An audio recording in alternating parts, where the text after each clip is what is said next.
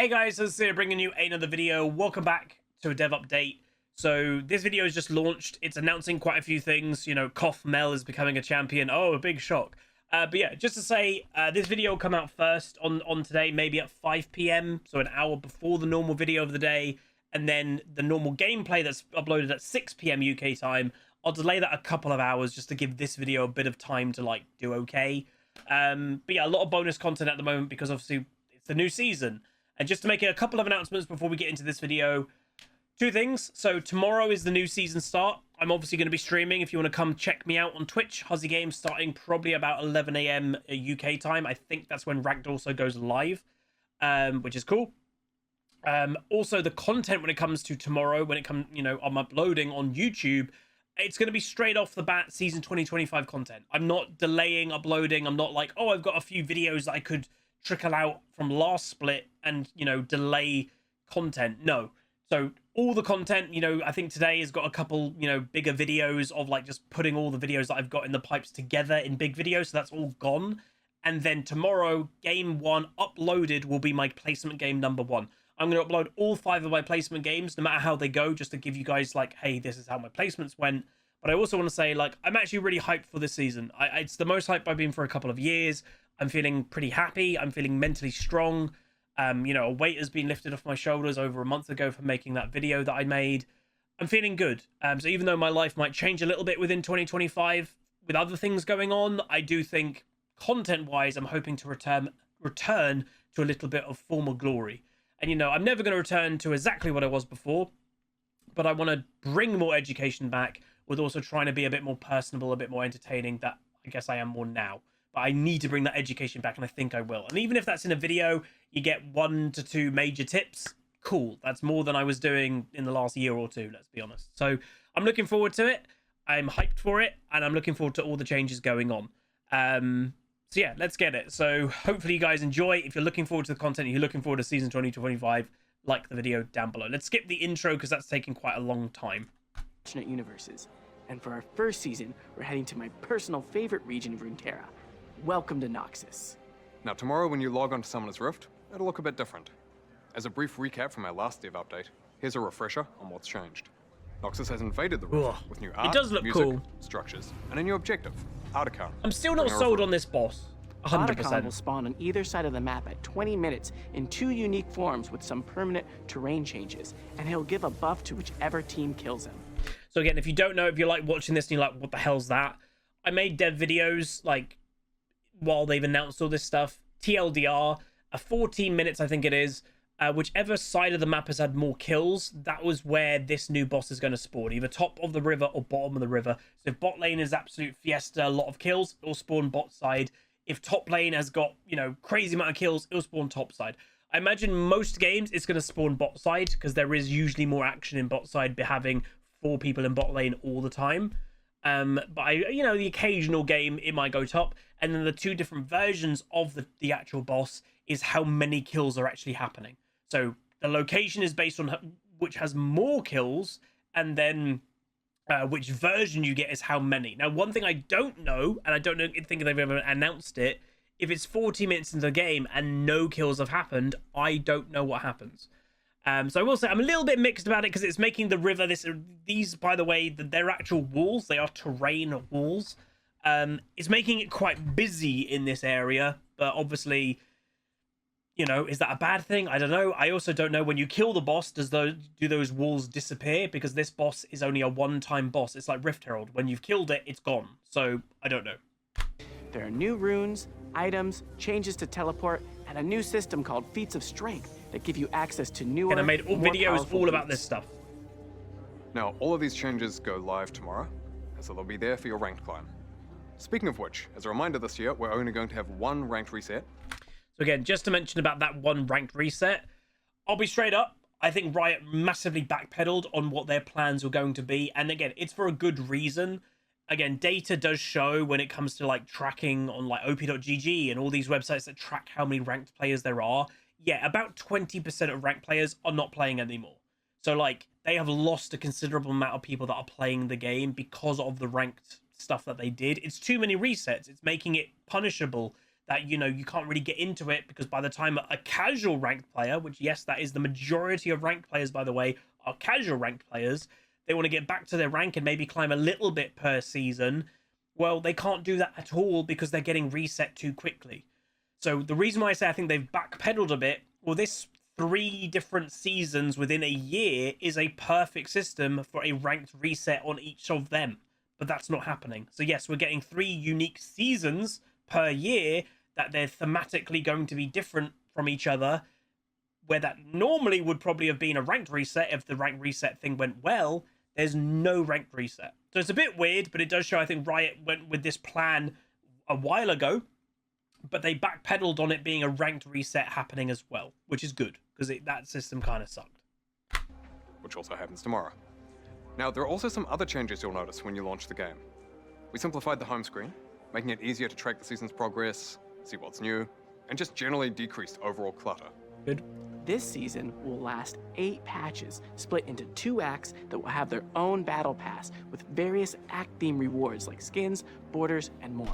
Again, battle passes, don't be offended if they exist. Like, battle passes are the way of modern gaming. It's a way to try and make you, well, think of what the split system was. The split system was trying to force you to play more games. That's what a battle pass is. You buy into a battle pass. There may be a free element to it, but you buy into a battle pass, but oh, you've bought into it, but you only can achieve the stuff if you play enough to achieve it.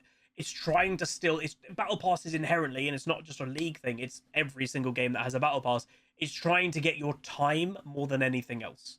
You know, if you pay 10, 20 pounds, dollars, whatever to get into the battle pass, that's the minor thing that they want. They want your time more than anything.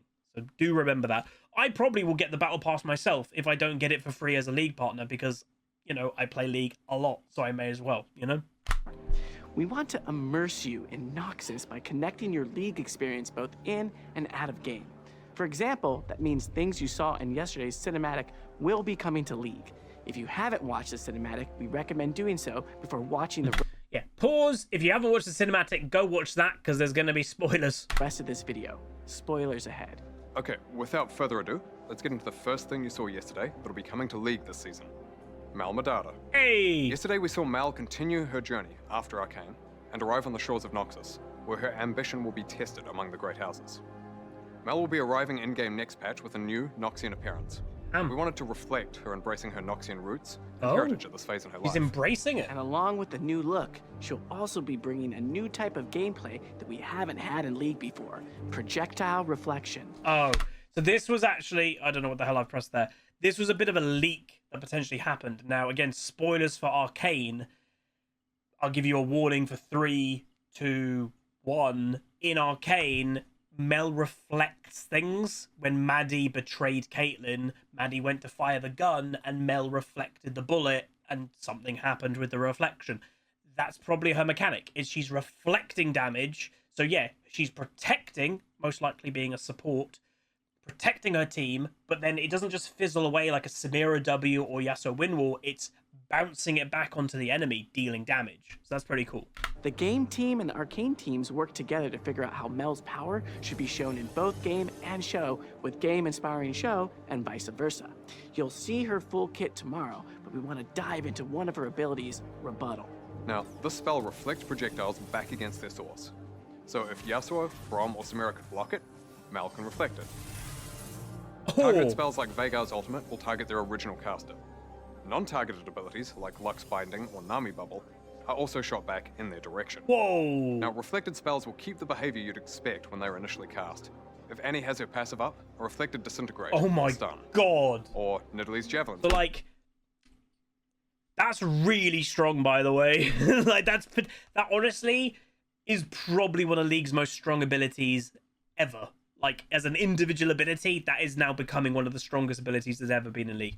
Now, it's worth knowing, am I going to do a breakdown of Mel's kit? I might, if Riot today go, hey, here's all of the stuff a day early, I can make the video.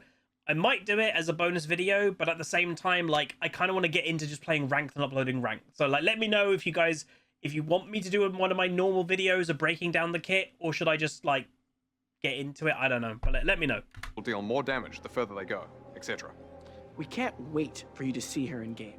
Additionally, if you want to learn more about her family backstory in depth, make sure you check out the novel Mbessa, Chosen of the Wolf, when it releases in February. Hey. To celebrate the launch of the season of Noxus, MEL will be unlockable for free as one of the seasonal missions. Hey, nice. For now, though, we're going to hand things over to some other folks from the League team. We'll share more about what you can expect as we journey through Noxus.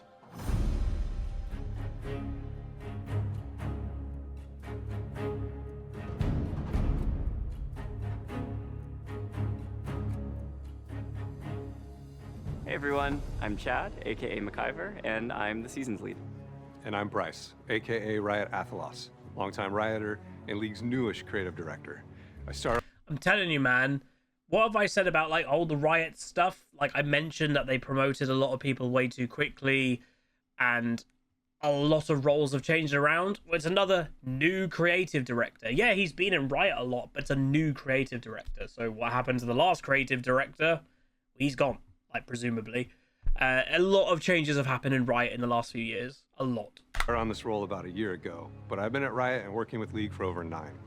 Over the years, one of the things that we've loved most about working on League is how much you love it. The world, the champions, the lore. And so do we. League has such a rich and vast world, but sometimes that richness lacks the depth you and we think it deserves. And this is why we decided to build on that storytelling as we head into our first season. Yeah, we want seasons to unify League in a way that connects the in-game and out-of-game experiences. You've already seen a lot of the ways that Season 1 is going to help Noxus come to life in League with I think it's gameplay cool. updates. As the season goes on, there'll be more in-game thematic narrative expressions, like the Reckoning Pits of Noxus, making their way into Arena, as well as out-of-game ones Arena in motion mode. comics and minigames. We were really excited by the reception to Spirit of Hearthhome last year.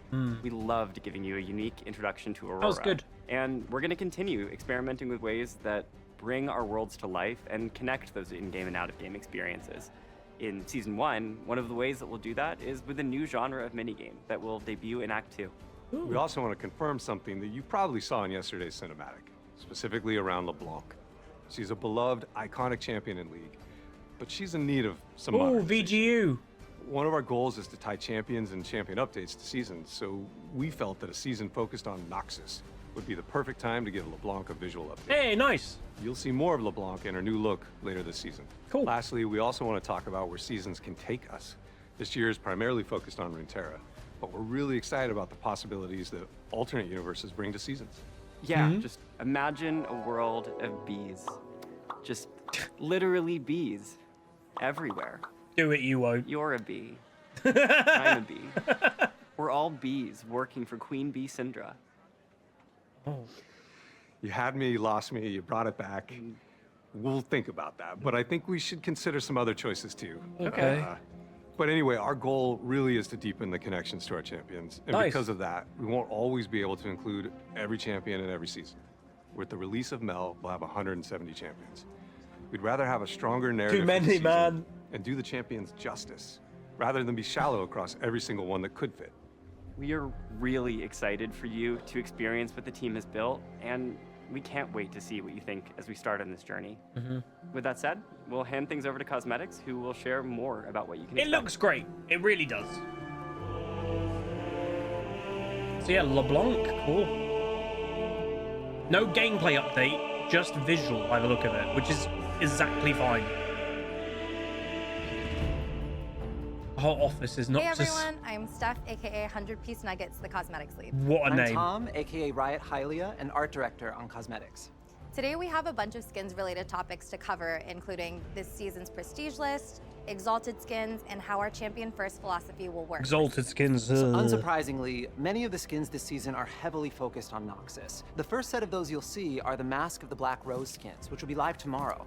Some of the champions getting those skins were in yesterday's cinematic, which is where the skin inspiration came from, but... And then you're like, why is Ezreal getting one? Because people love Ezreal. He's always in the top 3 popular champions. Basically, and I don't blame them, League makes their money off cosmetics. Practically most seasons, they're going to have, some of the Noxus champions getting Noxus skins, but then there'll be an Ezreal getting a Noxus skin, or a Lux getting a Noxus skin, the Yasuo getting a Noxus skin, and if next season is Demacia, the same thing will happen. The popular champs will also get those skins, because that's how they make their money. Fair enough. some of them weren't. When choosing champions who weren't, we focused on champions who would attend a Black Rose Masquerade Ball and make sense in that thematic. Because really, is Ezreal not going to a party with a lot of things to steal? We know why you made it. And of course, Renata Glass would be rubbing elbows with Noxian Elite. She's a businesswoman. She's got perfume to sell. Exactly. These are going to be our first Battle Pass reward skins. Elise will be earnable with the free pass, while Samira, Renata Glass, and Vladimir will be earnable with the paid version, with Katarina as the prestige capstone for the paid Act 1 Battle Pass. Oh, okay, we also want to share this season's upcoming prestige skins. Katarina and Darius will have earnable prestige skins through the battle passes, while Cassiopeia and Kiana Where's will the have Darius prestiges one, though? available for Mythic Essence. And Show it speaking to of me. prestige skins, last year we shared that we're going to be uncoupling prestige skins from a base skin. Yeah, so pretty often we would find ourselves feeling limited because the base skin thematic and the high fashion prestige universe would sometimes feel like they were clashing. This sort of led to us feeling that some skins felt that we'd just thrown them into a lapel jacket and called it a day. So we're working on a few different directions for the future of prestige skins and are looking forward to your feedback on where we take them. There's currently 3 options. First, we could preserve Prestige as its own universe and thematic, but try to infuse just a little bit more of the base thematic into it, like the upcoming Cassiopeia skin that will be on PvE tomorrow. The second option would be the flip of that, so moving away from the Prestige universe and going harder on the thematic, but with just some more flair. An example of this is the upcoming Katarina skin, where she's wearing the bleeding edge of Noxian fashion, just like in the cinematic. Finally, we could try to find a mix between the two based on what would best fit the champion. I think number 2, right? We'd love to know which option you Go think with would be like best, and we're proper, really looking forward to hearing your... I would say number 2. Go really into the thematic of what the season is, like really crazy Noxus skins. And if it's a Demacia season, crazy Demacia stuff. Because in 3 years' time, when we're way down the line, well, then those Noxus skins really stand out. Those Demacian skins really stand out. I think that will be better. Your thoughts as we figure out where to take Prestige skins in the future. Okay, beyond Prestige skins, we obviously have a lot more planned this season outside of Noxus. To give you some variety, we'll have a mix of skins including returning thematics, like a fresh recipe for cafe cuties, and some completely new thematics. These non-seasonally themed skins allow us to even further Safari? deliver with our champion-first philosophy. Do you want to peek? Yes, please. Okay, so for April Fools this year, we wanted to pay off Shaco's mischievous nature and lean into his deep lore for his first legend. He has no lore. It's cats. It's cats? It's cats. It's cats. So we know you're probably wondering, why is Shaco cats? And the answer is obvious. He's got boxes, and if it fits, he sits.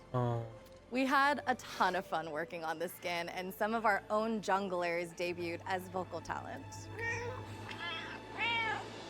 If that's true, that's hilarious. As we shared last year, even though we're only doing 1 ranked reset, we're still going to be doing 3 victorious skins across the 3 seasons.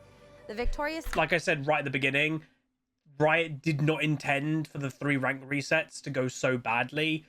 This whole system, 3 seasons, 3 triumphant or victorious skins, it's all about 3 rank resets. But because it went so bad, they've backpedaled on that. It really does show. Because again, what you have to realize is all this work, this takes over a year to do.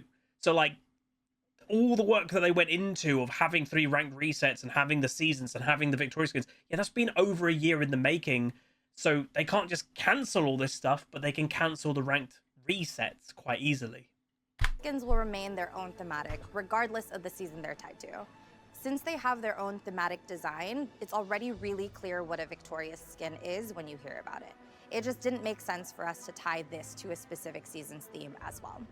We also wanted to share who's going to be receiving an Exalted skin this season. Coming up first is Radiant Serpent Set to celebrate the Year of the Snake. And while we don't want to spoil what the exact They're the skin crazy is paid for our ones, by second the way. Exalted skin of the season, we do want to share that it'll be Mordekaiser. For now, we'll leave you just with a little hint. Mord might be when he's alive, because he's a dead character that was a Noxus general, I think. So it might be when he's alive. He's going to be coming to the Rift in a way that Runeterra hasn't seen in like a bajillion years. That's it for us today. So we'll It's hand things happened off to Esports to talk a bit about their plans for the year. Thanks so much for watching, and welcome to Noxus.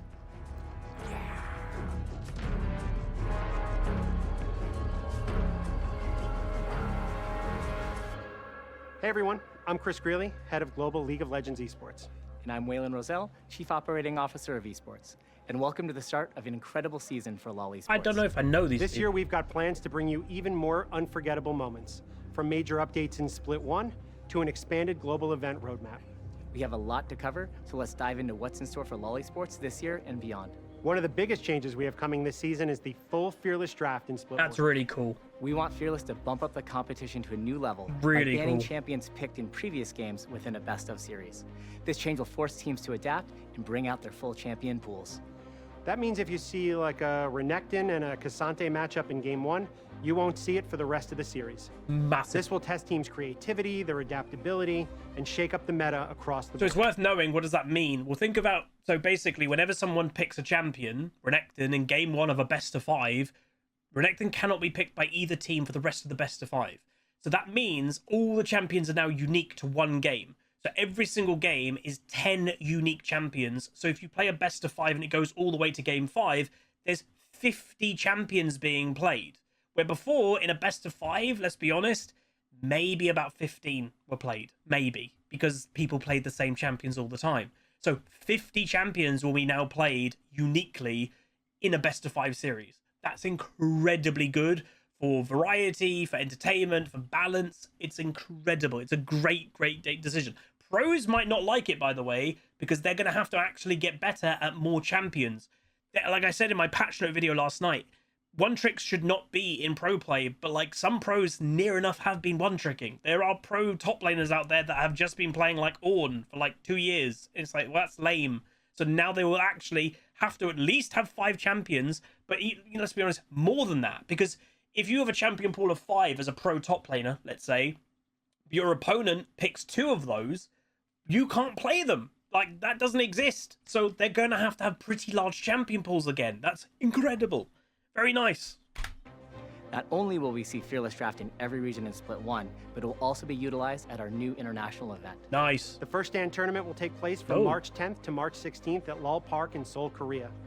Our goal is for first stand There's to a be new an tournament? unforgettable moment this year, with guaranteed best of matches between the top teams from Split 1, competing in matchups that will showcase the very best. We've got of early this, season MSI, League of and Legends World. And beyond just exciting games, the stakes are higher than ever. The winning team will also secure a second bye for their region at MSI 2025, letting them advance directly to the bracket stage. Nice. We can't wait to see which team will rise to the challenge and make their mark as the inaugural champion of First Stand. We have an explainer video out now that dives deeper into Fearless Draft and the First Stand tournament, so be sure to check it out if you want more It's so details. good, dude. First up, MSI 2025 is heading to Vancouver, Canada Ooh. from June 27th to Canada. July 12th. This will be our first return to Canada for a live LoL Esports event since 2017. And we Wow. can't wait to experience the Vancouver crowd's excitement in person. And of course, it wouldn't be a LoL Esports update without Worlds. This year, we're heading to some of China's most iconic cities. Oh, back to China. Play-ins and the Swiss stage will kick off in Beijing. I mean, it's not surprising China gets it more, it seems, more than anywhere else. Maybe China goes every 2 to 3 years and then rotates the other years between NA, America, etc. The vast majority of the players are in China, so, like, fair enough. By the quarterfinals and semifinals in Shanghai. Finally, the journey will culminate with the finals in Chengdu. We'll share more Chengdu. details on specific venues soon, but we're excited to see the energy and passion from fans as we take LoL Esports to these incredible cities. And on the topic of bringing LoL Esports to amazing places, we're excited to give you an early look at our 2026 and 2027 global event destinations. Oh. In 2026, we'll be taking our events to some of my favorite places, starting with First Stand in Brazil. Brazilian fans Wow. bring amazing That's energy the to live first events, new and tournament. we're excited to kick off the season in such a vibrant esports community once again. It's going to be awesome. Next, we'll head to Korea for MSI 2026. I think I speak for all of us when I say that we can't wait to go back to Korea for another esports tournament. And finally, Worlds 2026 will return to North America. This is always a huge moment for us, and we're looking forward to bringing the thrill of Worlds back to our North American fans. In 2027, we'll be taking First Stand to Southeast Asia. MSI will return to Europe, and Worlds will once again be hosted in Korea. And with that, it's time to officially kick off the 2025 Hell yeah, season. dude. Whether you're tuning in to cheer on your favorite region or just keeping an eye on Oh, the arena. competition, you won't want to miss a moment. That's when they all begin the league. So that's a wrap on all things LoL Esports. Thanks for joining us, and here's to an amazing season ahead. Dude, I think it's going to be good, man. I really do. It's got that feel to it. I don't know. It's hard to explain. Okay, what else have we got? Next, modes. As we move into seasons, we want to make sure that there's always a variety of gameplay available. So, starting with the next patch, there will always be another game mode available to play in addition to Summoner's Rift and ARAM. So all random Earth will be turning on next patch and will be available throughout Act 1 of the season. Then in Act 2, we'll have the Arena update. Speaking of which, Arena will be returning with a fresh coat of Noxian paint and a new Noxus map, themed after the Gladiator pits, with its own map-specific mechanic. Additionally, on all Arena maps, we're also introducing a system called Guests of Honor, where you can vote on which famous Noxian you'd like to alter the rules of each game. Now, that system mostly replaces cameos, which we felt were pretty hit or miss. Now, we'll also be adding new items and augments, as well as changes to maps like Koi Pond, based off some pretty clear feedback received during the last Arena run. We don't want to spoil everything now, so keep an eye out for details on the changes coming to Arena when it's closer to launch. So, that's the start of Season 1. We're also still doing the usual gameplay updates and balance changes as we monitor how everything is landing. We're excited for the future of Seasons and what it means for League, and we'd love to hear what you think. And while we hope you enjoy Noxus, don't worry. We're taking you somewhere very different for Season 2. But more on that later. Thank you so much for everything. Am I crazy? I thought they said it's Demacia. Have I dreamed this? I swear they, in like a video 6 months ago or something, they said it's Demacia. But maybe I'm dreaming this. But anyway, we'll leave Medlar in a really awkward face there, I guess. But yeah, I'm hyped. Hopefully you guys are too. New ranked content tomorrow. Let me know what you all think down below. This video, I will say, has taken longer than because I kept pausing. So of me finishing this video, it's like 10 to 5. So I won't be getting this video out in 10 minutes. But maybe 5:30. But yeah, I'm hyped. Hopefully you guys are too. And hopefully here's to good content in 2025. Anyway, like, comment, subscribe. See you guys next time. Peace.